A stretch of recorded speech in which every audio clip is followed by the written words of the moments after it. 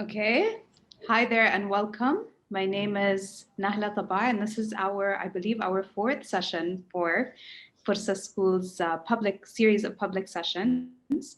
I am one of the co-founders of Forsa School, which is an initiative that, along with Naqd, Critic, founded by Rania Jishi, and Sharjah Art Foundation, we all collectively decided to fuse our minds and put together a kind of learning program that would arm professionals in the creative field, specifically in the UAE, to navigate these more uncertain waters. A topic that has come up a lot, whether it's this year or even previously, is this idea of studio spaces and practices and how they affect the way we work. What are the affordabilities? What are the licenses? What are the production facilities available to us? And obviously, this ends up being a situation where this can have very big impacts on our practice, the way we handle work, the kinds of commissions we can accept. And I have with me Azim and Moza. So Azim Al-Ghussein, who is an artist and he works in education. I have Moza Almatrooshi, who is an artist and a pastry chef. Azim is based in Dubai and Moza is based in Sharjah. But I'll wait for both of you to tell us your story of the times you've overlapped in your practices and maybe a word or two on your observation of each other's practices over the years before we get into our questions. Okay, I can start. Yes, go ahead. Well, first of all, thank you for joining everyone. And me and Azim met in 2014 when we were both nominated and selected eventually to be part of the second SEAF cohort in Abu Dhabi, and we both gravitated towards the studio spaces that had the most natural light. And I think it was all good things from there. So from there, for me, up until that point, I had a desk in that studio, and that's what I considered. It was just a desk and a movable wall. And it continued to be that format for a very long time until I opened my own studio this year. And until throughout this time, Azim has been such an anchor. Not only is he an incredible friend, but we do these we do these sessions together whenever we're stuck and we kind of want to talk about work and about life, and it's really been helpful. You're too kind, Moza. That's a very lovely introduction of Azim and all good things and true things. I mean, I'm very flattered. I don't know what to say now. No, it's true.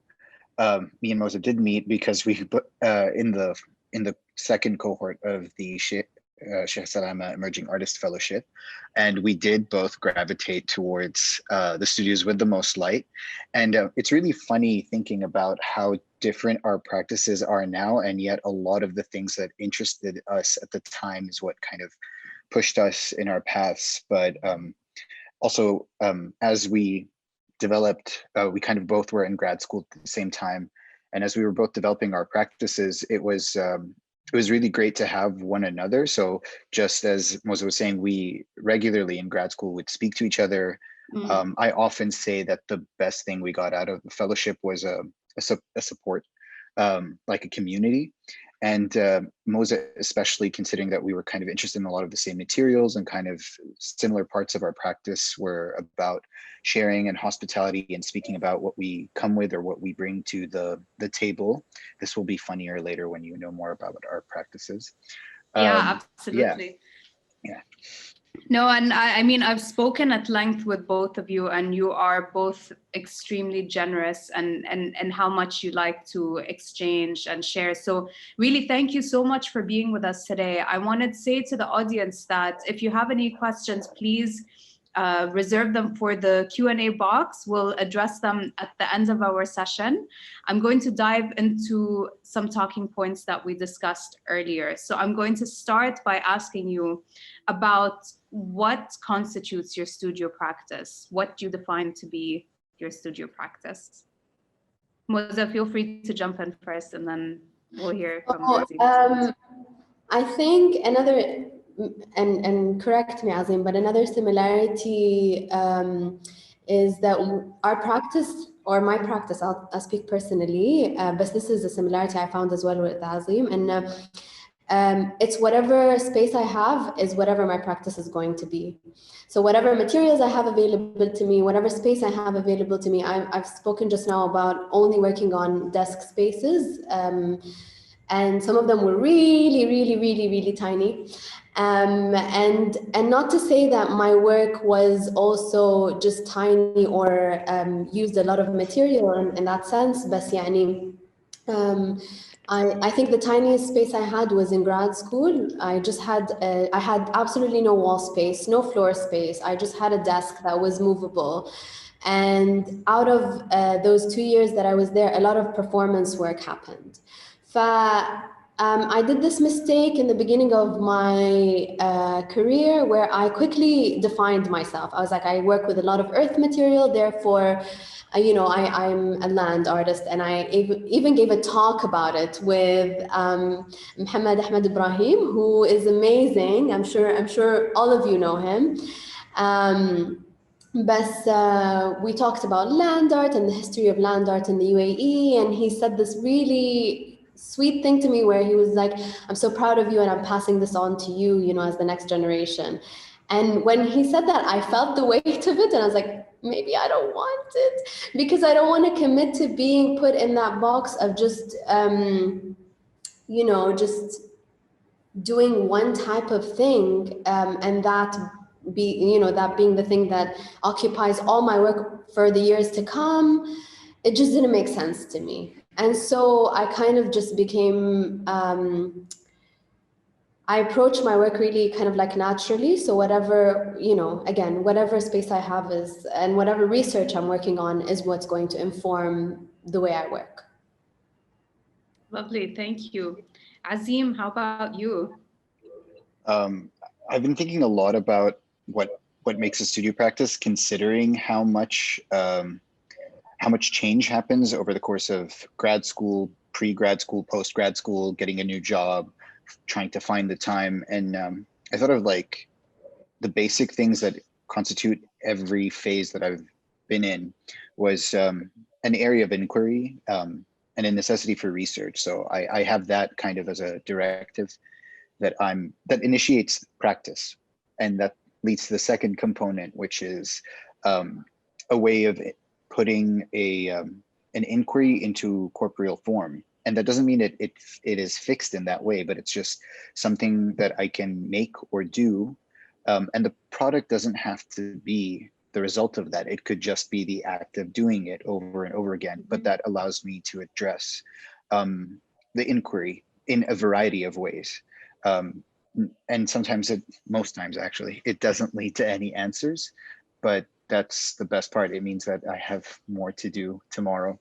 And then finally, I think the most important aspect of a studio practice is community. And that is something that I never thought about before meeting my fellows in the Sheikh Salama Emerging Artist Foundation, because that is the first time I felt that I had a group of peers with similar inquiries and similar practices, with their varieties, of course, but I could speak to, and that was so important to how I saw the world. They were kind of a mirror that enabled me to think upon my practice and how it fits into the larger world around me, particularly within the Emirates.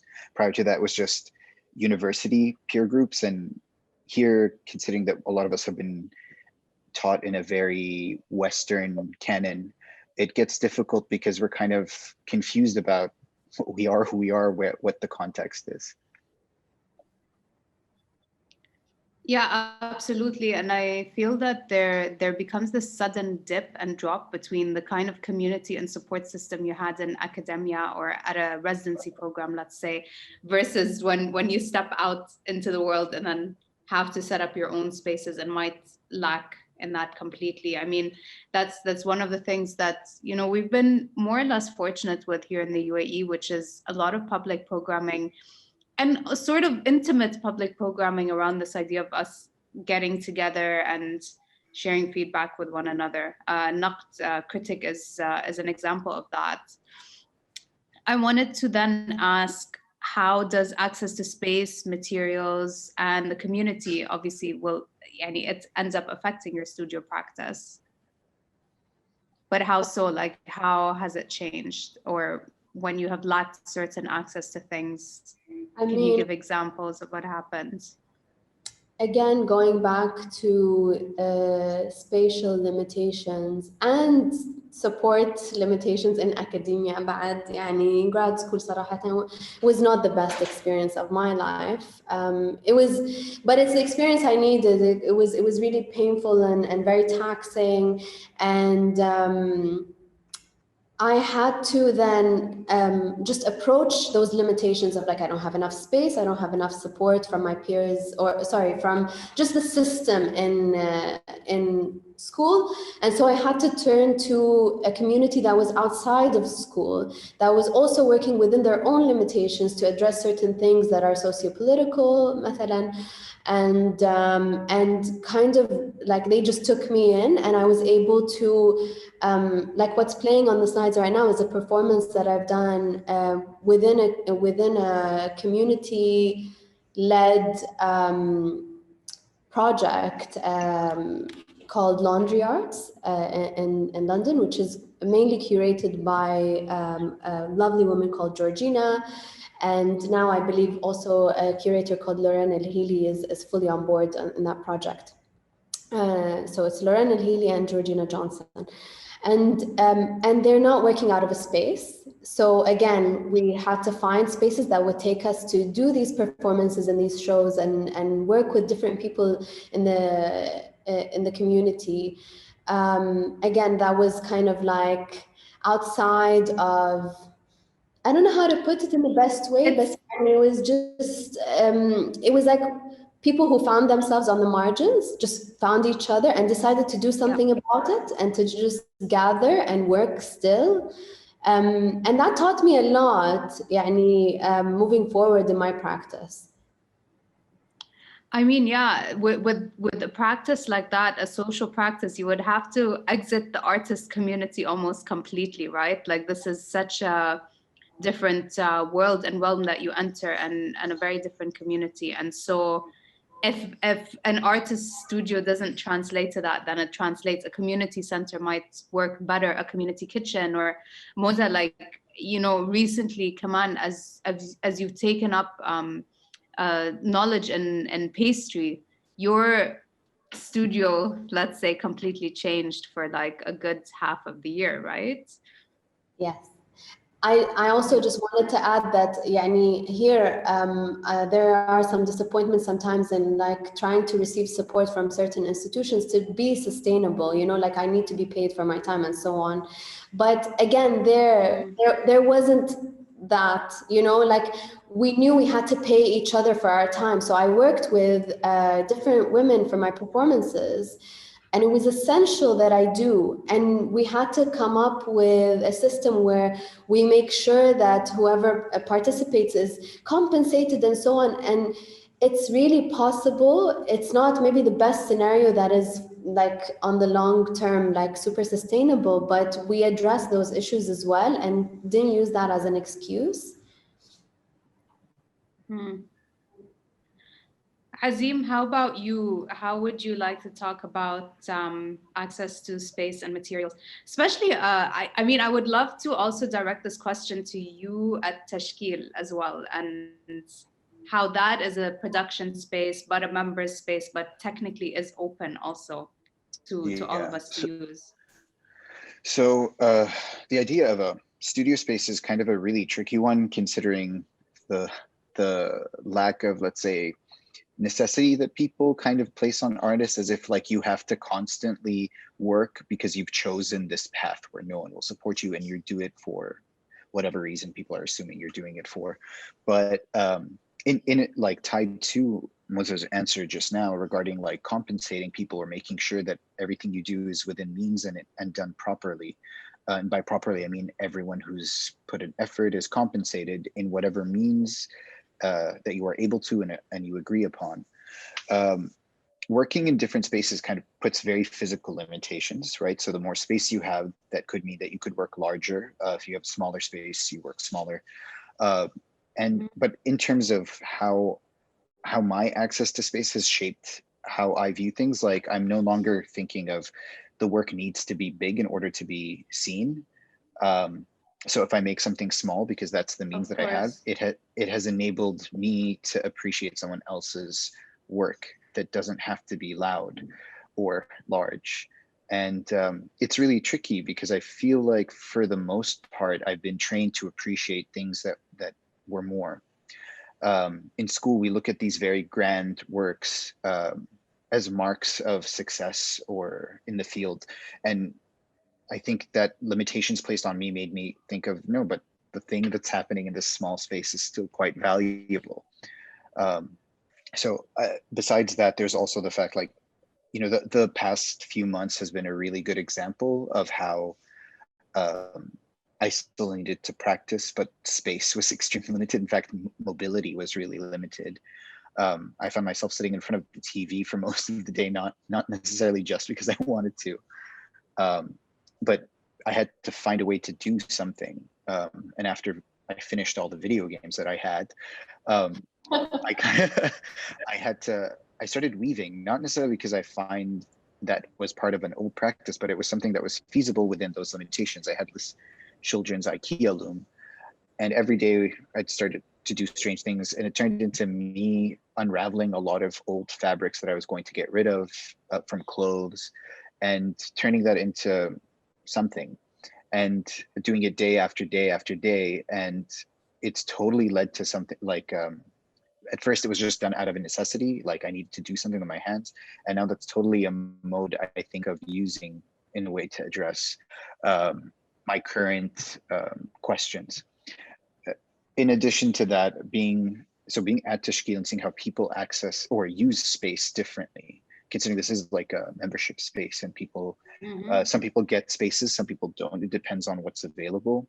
I'm very in awe of a lot of people and how they still manage to create even large works of art with very strict limitations. And it shows that, I don't think if anything, it's a testament to people's ability to find solutions with their different skill sets. And that's why no two practices will look the same. Everyone's addressing maybe similar problems, but in a whole different set of tools.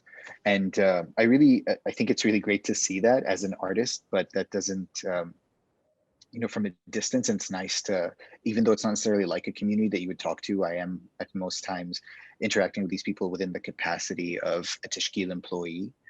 But it is very inspiring. And at the same time, to see how spaces, and in this case, I can speak in terms of how my practice has been helped by Tashkil. There are facilities. I can access printmaking equipment. I don't necessarily need to have one of those things in my own space, but knowing that I can make all the preparations at home within the means that I do have, and then for a small period of time access that thing that kind of takes it the next step. It's made me a lot more organized, but that is one of the solutions to not having a space. And that's tied to so many circumstances. I'm sure everyone has a whole different variety, but like affording a space is a problem. So a lot of us work out of our bedrooms for time. So like, even if you can afford a space, do you really have the time to, is it chronologically feasible within your life? And then, yeah, I just kind of think of all these things have kind of forced me to find solutions and forced others to find solutions. And that's where, that's one of the things that makes a practice, because a practice can kind of go beyond the medium, especially when you have that inquiry. So is it only... Yeah. I mean, it's like, sorry, go ahead. No, I just wanted to add very quickly, it's the inquiry and this attachment to making, actually. It's just this desire to have like an output and a sort of exercise in making, which is why actually one of the solutions, let's say for a creative block or being unable to work on the thing that you're supposed to be doing, is to take on something that is mechanical and yet solves problems. So if it's something like weaving or assembling IKEA furniture, like there's something about the motory skills that actually keeps you going and making. Yeah, Moza, please, sorry, I interrupted you. No. I was just gonna say, like, this incessant cycle of finding opportunity to make or to think about something is a great indicator of why you're doing what you're doing. And I think a lot of us try to hush that question or ignore it, because I feel like we've adopted a lot of ways of thinking and ways of practicing from our education or what we've seen or what's kind of like been passed down mostly from the West. And I feel like we don't ask ourselves enough questions like, why am I making the way that I'm making, or thinking about these things, and trying to, whether it's trying to find a solution for it or trying to just, engage in the humanity of spending time with that thought and that process. Yeah. Yeah, actually, that's a good time to segue into the next question, which is what happens to a studio practice when there's this outer thing that comes into the space? Yani a client, a commission, an exhibition that you're working towards, responding to a specific theme. How does your reading of the work change? How does your own assessment of your work change? It's leaving that practice, or it might have to be adjusted to the market value, or somehow it needs to find its foot in this context. I don't know if there's a formula. I feel like I face this when I get commissioned for something specific, but I feel like I also, like, in my interactions with whoever, with the commissioner, I always leave room to for freedom of like, just they came to me for something specific that I think about and something that I express, and to not give them that because of, what I perceive the market is like, or what the audience wants to absorb, then it's just not going to work. But I don't know in terms of like how people who work constantly with let's say clients, I'm not sure how to answer that in the best way. Azim, I don't know if you have a.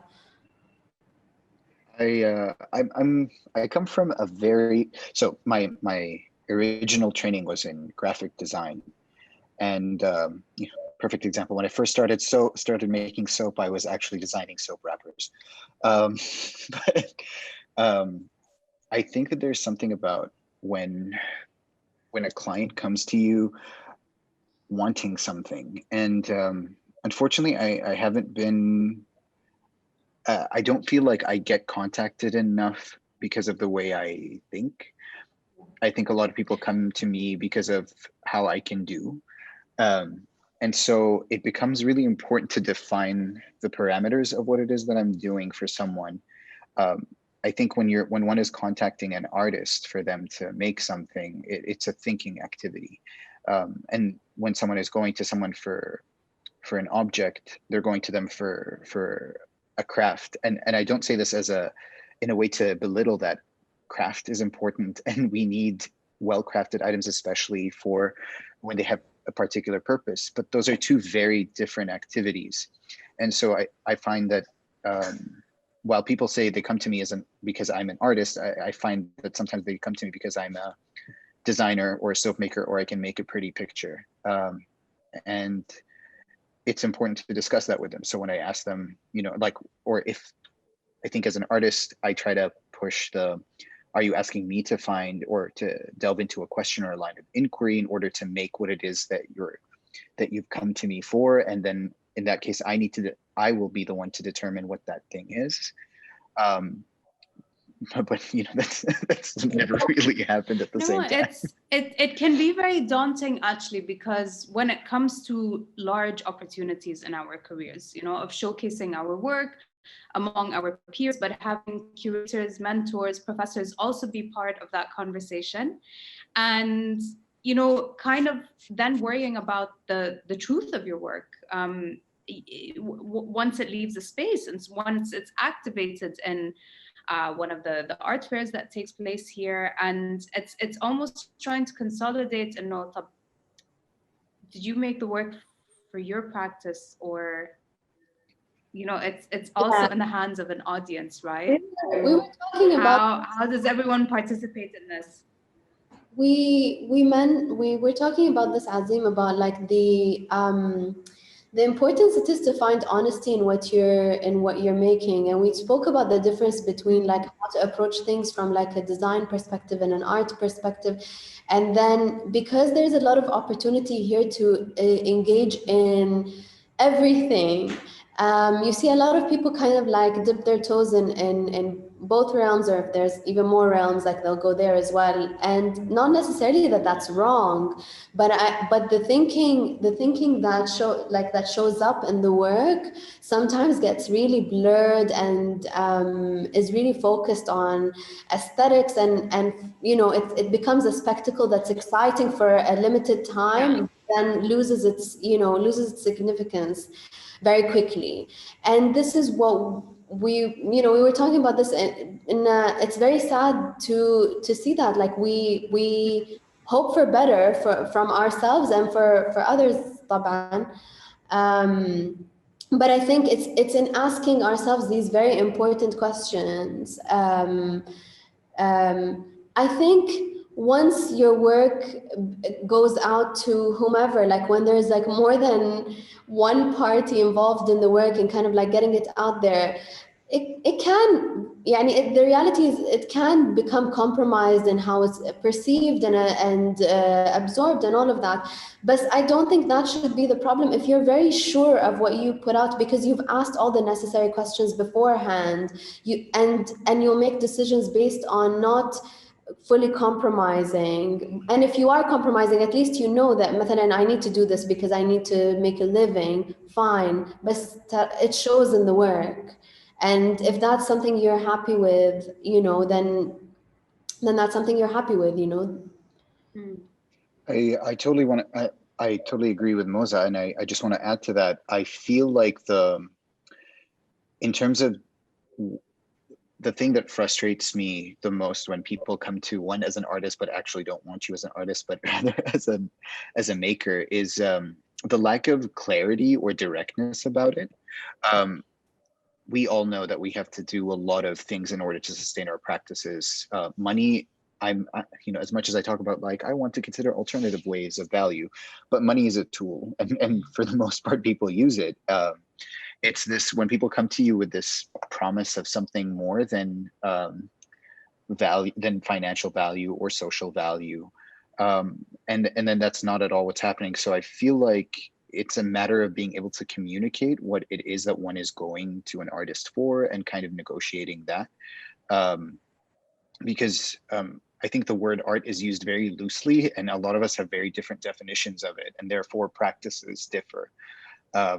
So yeah, I think being specific with our language kind of will bring peace to our practices, because you can tell the difference between when you're doing something maybe for a financial viability or financial sustaining your practice financially, and then when you're doing something in order to, someone is funding you to pursue your inquiry, and that's like the best feeling. I mean, we all know how when someone's like, yeah, we need to be learning more about this, and that's what your practice is doing. So if anything, I think this has prompted me to be more specific with my language. I'm not saying that I have the perfect way of communicating with a client or a curator, but it makes me feel like I can't leave certain things to chance. If I feel like we have different definitions of what art is, we're going to need to talk about it at some point. Yeah, I mean, I got rejected so many times by curators. I can't even count how many, because first of all, there's this thing still ongoing, which is quite disappointing and tiring at this point, that I get approached simply because I'm an Emirati artist, or that I'm based in the UAE. This whole tokenizing aspect of the scene here, it's really taxing. And so once the curators or the commissioner or whomever actually looks into the work, they don't end up, vibing with it, and therefore end up rejecting me because they haven't done their due diligence before, and looked up, or had the studio practice, which I've had in so many cafes. where I just brought my laptop and showed documentation of the work and you know, and did what I had to do. For me, the conversations were the most important than me just standing there next to a tangible piece of work and kind of like letting the curator look at it and experience it in that way, or kind of bringing them in a space where I can project something for them and so on. But talking about feasibility and doing things to sustain ourselves, that also needs to be considered when we're making, you know, Azim, when we talked about, like, a lot of people just mechanize themselves and start making, and honestly wasting a lot of material that costs. Whether you're working in your bedroom or otherwise, it's like, why are you doing this? Some of the I was happy to hear from some of the people who are in Forsa School talking about the difference that their spaces that they had to work within, what that made on their work. Someone mentioned they were making large installations, and then because of the space limitations, they started making them smaller and they became really intimate. And for me, I was very happy to hear that, because it shows adaptiveness. But also, I was hoping that this continues into questioning, like, why was the work big to begin with? Was there, like, an important reason for the scale to be a certain way? How much value do we put in like the spectacle and aesthetics? And I think, not to say again that there's anything wrong with that, but like addressing that really honestly, I feel like that's really important. Yeah, and then you also had this question of, yani, what should be considered when you have a studio practice? Like, does one actually need this physical space to produce this physical work in this scale? Is there a need to invite people into the space? Yani, does the work have to be shared as well? I don't think anything is, I think if you come up to a limitation and you decide you cannot be an artist because of this limitation, then maybe, then maybe you should consider working differently, or working in an entirely different field. Because obviously, when we're talking about like spatial limitations and so on, not and financial, not mental health limitations, but I feel like adaptiveness is such a necessary trait to try and at least attempt to pick up, because if I don't have this space now, I will still be working. I will create space between me and my peers, as I have done, since the beginning. I will continue, maybe just exploring, as Azim said, like different things in my room that I was going to discard, but found a way to kind of like think about them and approach them. And I feel like that should always be, there should always be an attempt. Yeah, Yeah.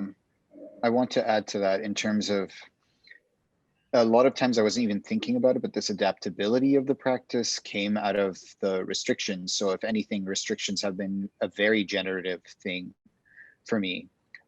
You'll notice quite a strange variety of things in front of you in the images. And that's, when I first started out, I admit that I got into visual arts because they were visual, and I was obsessed with making pretty pictures. And the most direct way I could think of doing that with my skills was through drawing. And eventually that became comics. When I was studying that, I had my own, finally, empty apartment where I could spend hours uninterrupted at a drawing table just making comics, and that was wonderful. But then, I moved back to Dubai and I no longer had that space. And I'm sure a lot of us who live with our families know how distractions come up from all over the place. And then you also don't want to get into justifying like why you need this time to make. It's very difficult for people who don't do it to understand. But that meant I need to find different ways. It was through the fellowship, thanks to very rigorous discussion and questioning, that I began to find merit in non-drawing kind of practices, which a younger version of myself wouldn't have understood.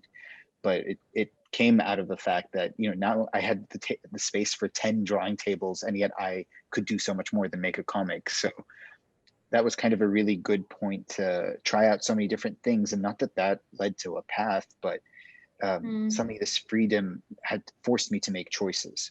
It wasn't until my second semester of grad school when my longing for something that wasn't there, the lack of resources kind of made it, out of all the things I could be doing, there was this one thing that was very clear. That's when I began making soap, which had nothing, I had no training or experience in that, but that was very clear to me at that time that if I were to fight the odds or the restrictions in front of me, this is what I needed to do.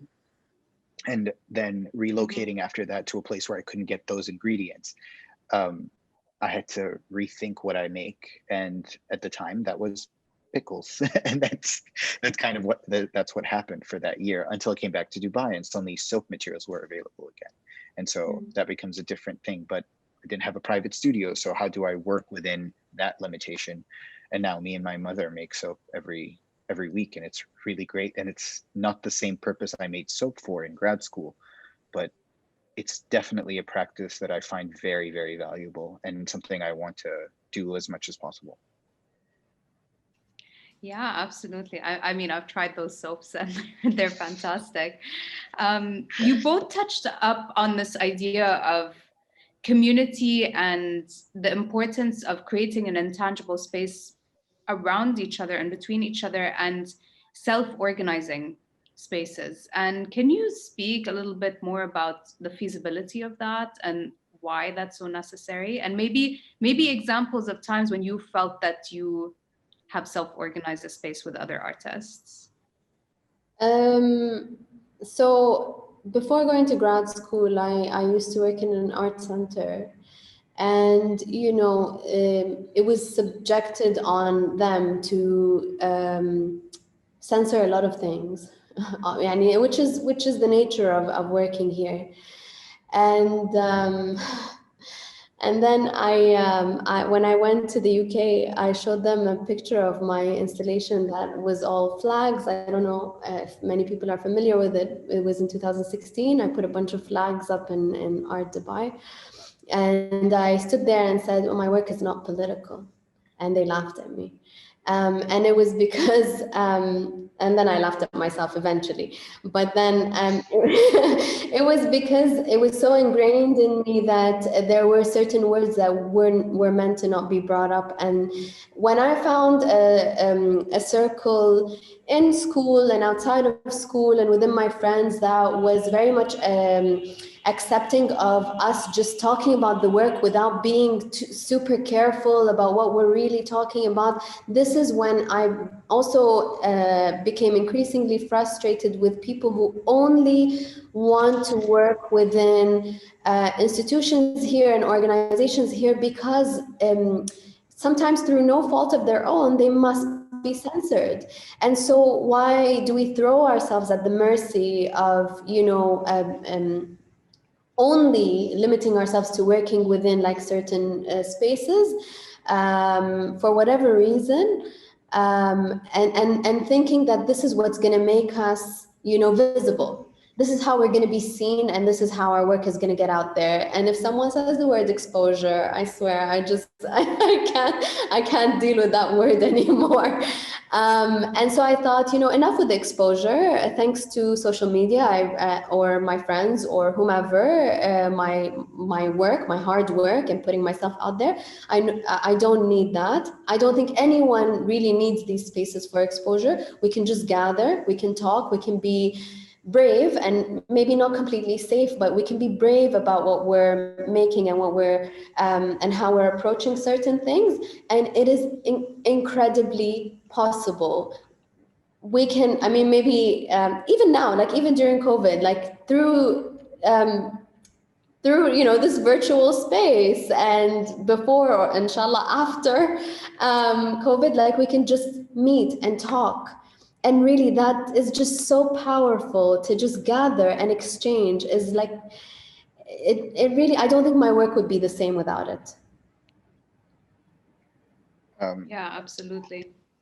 Yeah, I totally agree with Moza. I think that there's something about having a peer group that a lot of us do, especially in working in a creative field, because besides the fact that you need to vent all these frustrations of people imposing things on you, I don't know. I felt like for the most of my life thinking that in the visual arts, the exhibition or a variation of that would be kind of like this pinnacle of what you're doing. Like that's when you reach out to the most, and that therefore is a very valuable moment. In grad school, I realized that there was actually a lot more happening in the studio while work was being made between us as peers. Same thing with the fellowship, that was far more valuable to me and created more change. I was much more influenced by my friends and my faculty, not at the exhibition, but rather in studio visits. And that's also how one of the many reasons our cohort was so strong was because we felt the need to constantly meet up. Nobody was telling us you should do this. We felt the necessity of it. And even when I feel lost, and chances are you will feel lost when you're going somewhere where everyone's decided that you're brown and you've never thought of yourself as brown before. You need others who understand and to kind of help you not just keep yourself in check, but also to support you when you're feeling weak. And we do it all the time, but once you're aware of it, you can do it more effectively. In fact, actually in this presentation, let me see if I can go back. I started documenting these moments where people would like share or capture these things that we've given. Or so this particular slide is people sharing the soap I gave them online, and that I thought that was really sweet. And these people who've given me stuff, and I kept taking pictures of every time someone left stuff in my studio, which was happening quite a lot. And that doesn't happen in an exhibition. And I don't know, there was something that showed me the importance of just meeting up with people. And so it changes in form. I can't say there's a specific format of how one organizes with their peers or with their community, but it comes even in sometimes in the simplest ways: a phone call, a long distance phone call when you're in grad school, a dinner party every once in a while, when you're all in the same city. And it makes a huge difference. It reminds you that you're not alone and that there's something that happens when people gather. And that's on the beautiful poetic side of it. On the realistic side of it, you can make, or like the practical side of it, you can support one another with very practical skills, like teaching each other how to make spreadsheets, or how to organize an event. And these are things that kind of are the backbone of how to make things that weren't there before, right? You need these practical skills to put together the meaning of the community. And yeah, I just feel like it's not through institutions that usually happens. It actually happens on a personal or social level prior to the institution. And for some reason, it's easy to forget that when you've kind of been jumping from institution to institution. Absolutely. It also can help you like identify what artists or people you don't want to be associated with, because they just practice very differently or think very, not just differently, just in a way that opposes your thinking and your belief in what you're doing. And as Azim said, he mentioned checking each other. It is so important, and I feel like that is still a culture to be built here, because checking each other and critiquing each other is still viewed as something that is just intolerable and disrespectful, and people question the constructiveness of your critique and so on. And even if my critique is not constructive and something really passionate, like to be able to listen to that is difficult, but it's a place where we really need to collectively go together. Yeah, I mean, we have time for our last question, but not a lot of time. And I also feel like it's going to open a Pandora's box among you. So I'm going to try and hear the shortened answer from you, which is thinking about visual and descriptive language in relation to your practice. You spoke a lot about this idea of what it felt like to be abroad in university, regarded as a brown person, and then like translating that back to here. Azim. So it honestly, it takes a while to shake off that jargon, especially when you studied outside. And also particularly recently, I did a BFA in the US, and I felt like that was a completely different climate at the time. And I did, I remember that's when I started making comics. And yes, my comics were about very Arab things, but that wasn't how they were described or spoken about. I felt like, granted, I was in a bigger city, but I never felt that my Arabness was a quality of the work. It was a subject like any other subject, and I was still being, it felt good. And then meanwhile, I felt like the climate of studying in the West within the last few years, I had to constantly resist or agree with and find out how I position myself within the language that was being used. And that was so hard. In the first group crit that we had in grad school, I felt so, I don't know, I felt like I wasn't myself, I was someone else. And it was such a strange way to think about it. And then also realizing millions of other things like, oh my God, the context is different. I can't really, talking about the same things doesn't make sense here. But there was a resistance. Like, I find it very confusing when talking about like being a POC in a place like Dubai. So it's kind of really important to, I don't know what is the correct way. I mean, we're kind of still developing so many standards still, but figuring out that language is really important. And just because something is being used as a standard elsewhere out of necessity and practicality and urgency, that doesn't mean that the same way of speaking or describing works here. And I find that I remember in a class I was teaching, we would always ask the students to start, the crits, and they would always be really quiet, or the ones who were maybe more familiar with art jargon would start using very like American art language. And it was very confusing. But then when we asked them about their opinions for Netflix, and suddenly they could give their very like context specific opinion of, that show that has far too many representations of teenagers in short skirts doing very cool, sexy things. And then so it was really strange that it's the art context that kind of suggests that people need to speak a particular way. And we ended up starting all our critiques with talking about a Netflix show and kind of warmed everyone up. I think there are two strands. Okay, so there's a difference between expressing your singularity, like who you are, your background, whatever it is. And then there's a difference between that and then hijacking a whole like established set of terminology that was built by, let's say, people of color in the Western diaspora for their resistance and their ways of existing.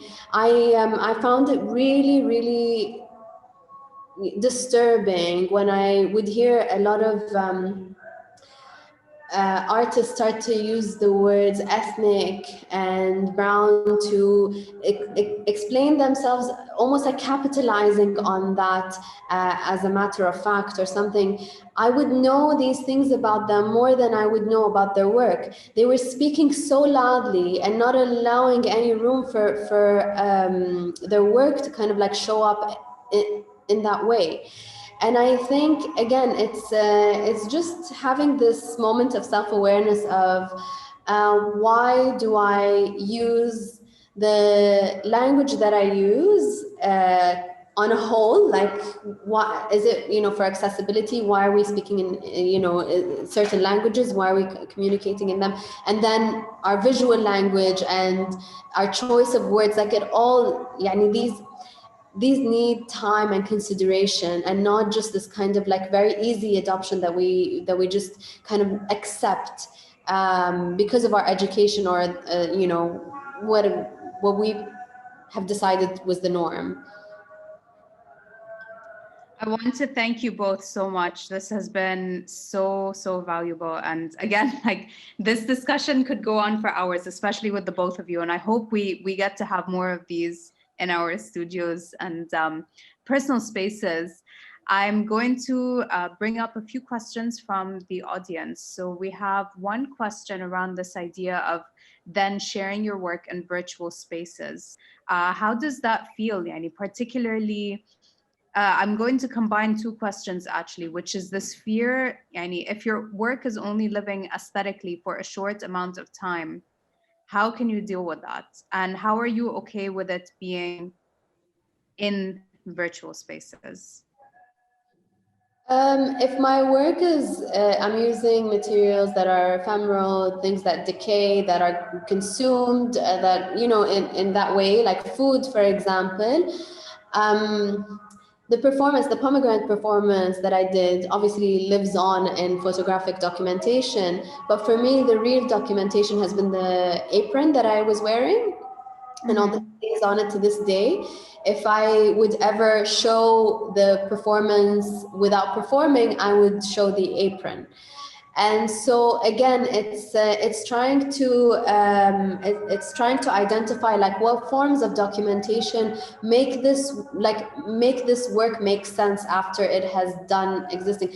Otherwise, if we kind of like feed into the fear, then performances are not going to happen unless they're like recorded from every angle, and still you won't get the same experience, and then people won't use things like, you know, food and you know, Azim's pickles and all of that. Like the fear would prevent us from genuinely trying to express something using these materials. And virtually, you said virtually. So this is a good example actually. Like, is it going to change kind of the motivation of what you put out there if it's going to be temporary, ephemeral, and yani documenting it might be slightly challenging. Like, it will live on in the virtual space, yes, because you need to archive your work. But how does that motivate you to produce a kind of work? So this is going back to aesthetics and going back to kind of the practicalities around capturing certain works. Yeah. I mean, again, like because of the situation we were in this year, a lot of events got canceled, and there was I'll just give you a quick example. One of the exhibitions that I was supposed to be a part of, I was supposed to project a moving image work. That didn't happen. They moved it into kind of like a Zoom event, and I decided to give a performative lecture instead of just showing the work. Obviously, people could have just seen it on the screen, but it wasn't supposed to exist in that way. It wasn't supposed to be this really intimate experience of you and your laptop and watching something. And so much thought was put into that decision. And I decided to work with, again, the circumstance and what would be beneficial for myself and the audience at that time. And I felt it was bringing up certain points in that lecture. And no situation is going to be 100% ideal, but once you have trained yourself to go through a specific set of questions that determine for you what's the best way to approach something, and if you can't answer them yourselves, reach out to a group of your peers and find out how to approach this in the best way possible, and you will get there. And you know, and there's this grace in what we do, in you can experiment, and you can experiment publicly, and fail and talk about failure. And you know, I feel like that's an amazing thing, and we should really embrace it. Thank you. I kind of, this is something I think about a lot because on the one hand, every once in a while, I pick up a pencil and draw. And I can take a picture of it and post it on social media, and it gets lots of likes, and great. But it feels good. I like to draw. And you and like on the the other likes. hand, of course, who doesn't? But at the same time, it's a completely different kind of thing than when I'm making a bar of soap that literally, even if you take it, the only way to preserve it is to not use it, which kind of sometimes upsets me. But um, it kind of has to it forces me to think about where I'm placing my efforts, and my effort is a finite resource. Sometimes I can't document something in the most ideal way, and I'm sure if I spend enough time, I could find a form of documentation that would really suit the work as I've decided. And sometimes the work is really nothing's left but sketches, notes in my sketchbook of the process. And I've had to make peace with the fact that not everything needs to be documented, and not everything will be documented in the best possible way. And the work doesn't exist to be documented sometimes. Yes, this is a tool that people use in order to understand what my research is, but no single project could, in any kind of documentation, could describe the breadth of what I do or what I'm interested in. And it's really difficult, honestly, like to let that feeling go. And then also at the same time, it's opened me up to not think of anyone's work as defined by a single project or anyone's practice. I get really frustrated when someone looks at my Instagram and thinks that that's what I do. Like it's so bizarre that they somehow think that that's what I'm saying. Like that's Azim's practice. He pretty much sits there on his iPad, draws mermaids all day long.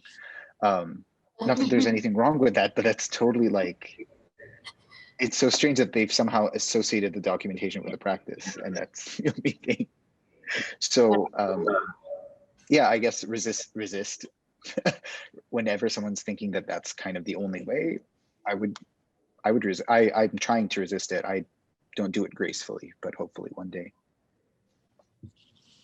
Amazing. Well, we're out of time, but I wanted to say thank you so much. In 1 hour, this was so insightful and so inspiring. And we look forward, Azim, to your private session as well with the Forsa School participants. We also had the opportunity to visit Moza's studio as well, which was such a wonderful day spent. So really thank you both so much for your generosity, and catch you soon. Thank you so much. This was really lovely. And thank you so much, everyone who attended, and for your really great questions. Thank Yeah, you. thank you.